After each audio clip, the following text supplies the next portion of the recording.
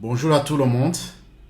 Nous sommes dans une période de carême, une période où nous prenons un petit moment d'arrêt, un petit moment de réflexion, un petit moment de méditation, de prière. Et on peut méditer sur plusieurs choses, on peut réfléchir sur plusieurs thèmes. Quand Jacob m'a demandé de réfléchir ou d'apporter une petite méditation par rapport à la justice, le mot justice sociale est passé dans mon esprit tout de suite. Et c'est ainsi que dans les lignes qui suivent, je vais vous partager un peu de la justice sociale. Que dit la Bible de la justice sociale ou que serait la vision chrétienne de la justice sociale? Avant d'aborder brièvement la vision chrétienne de la justice sociale, j'aimerais d'abord partager une petite définition que j'ai trouvée sur Wikipédia. Donc il est noté: la justice sociale est une construction morale et politique qui vise à l'égalité des droits et conçoit la nécessité d'une solidarité collective entre les personnes d'une société donnée. On peut dire aussi d'une communauté ou d'une famille donnée. Ainsi, le désir de la justice sociale se déduit donc de façon similaire dans les enseignements bibliques et se réalise à travers un ensemble de valeurs communes: solidarité sociale, égalité et justice, dans la finalité de garantir une dignité humaine. Une dignité humaine. Quelle est donc la vision chrétienne ou quelle serait la vision chrétienne de la justice sociale? La Bible enseigne que Dieu est un Dieu de justice et que toutes ses voies sont justes. On peut lire ça en Deutéronome chapitre 32 au verset 4. Et elle est aussi favorable à une justice sociale basée sur le souci et le soin des pauvres et le soin des affligés, les soins du plus vulnérable de la société ou d'une communauté. On peut aussi lire ça en Deutéronome chapitre 10 verset 18, mais aussi chapitre 24 17, chapitre aussi 27 verset 19. Elle est faite de nombreuses références aux veuves et aux orphelins et aux étrangers, aux toute personne donc fragile, et toute personne affligée, toute personne qui sont presque à la marge de la société, qui ne peuvent pas ou qui ne peuvent pas pourvoir à leurs besoins propres, ou qui n'avaient pas, ou qui n'ont pas, ou peut-être qui pensent qu'ils n'auront personne pour les aider, pour les soutenir. Donc la justice sociale est soulignée presque partout dans la Bible. Souvenez-vous, ce que Jésus nous recommande: aime ton prochain comme toi-même.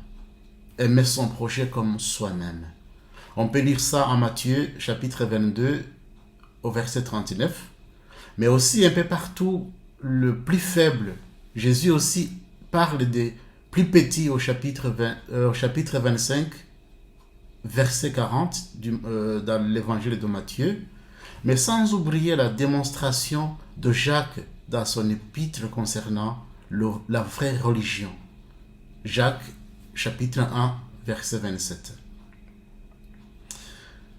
La justice sociale, l'équité, l'égalité des droits, garantir une dignité humaine, tout cela se trouve au centre du message de Jésus, du message évangélique. Les évangiles, tous les évangiles soulignent cela. Quel serait le rôle de l'Église dans tout cela? Pour citer Paul, quand il parle de l'équité ou de la justice sociale, voilà ce qu'il dit: c'est refuser que les pauvres restent dans la pauvreté le faible dans sa fragilité, le handicapé dans son handicap, celui qui est seul dans son isolement, etc. Les prophètes bibliques ont été les premiers à dénoncer et combattre les injustices et les inégalités sociales. Ils n'hésitaient pas à critiquer et à confronter tous ceux et celles qui exploitaient les plus faibles, les opprimés et les misérables. Donc l'Église aujourd'hui, non seulement elle peut suivre cet exemple des prophètes en restant dans son rôle prophétique, elle doit donc perpétuellement dénoncer et combattre les injustices comme l'ont fait les prophètes et les inégalités sociales. Mais surtout, elle doit jouer son rôle en effet prophétique, mais aussi et surtout, elle doit être un modèle, un exemple en se mettant au service de tout le monde sans aucune distinction, sans regarder la race, sans regarder l'origine, sans regarder la classe sociale, être au service de tout le monde, peu importe son background. Je terminerai par être fier de notre communauté, de notre Église, pour ces initiatives par rapport au groupe de la justice sociale, la diversité et l'inclusion. C'est un groupe qui fait un travail formidable ou qui commence à faire un travail formidable. Un travail qui met les droits de l'homme. Un travail qui met la dignité humaine au centre. Un travail qui crée un espace où tout le monde peut s'épanouir. Un espace où tout le monde peut venir s'épanouir et se sentir chez soi et être bien accueilli parce que c'est ça que l'Évangile nous demande, d'être une communauté, d'être une église ouverte à tout le monde sans aucune exclusion. Personne ne doit pas se sentir mal à l'aise quand elle est à l'église. Personne ne doit pas se sentir jugé. Personne ne doit se sentir comme chez soi quand il est à l'église. Et c'est ça. Essayer d'établir la justice sociale et aussi donner à tout le monde et surtout justement les personnes qui presque ont perdu leur dignité, de leur redonner la dignité humaine.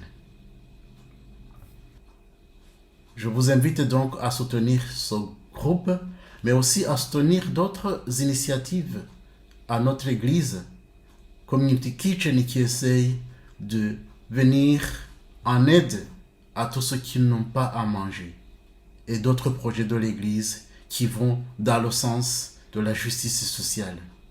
Tous ensemble, marchons pour la justice sociale et essayer de mettre la dignité humaine au centre de tout.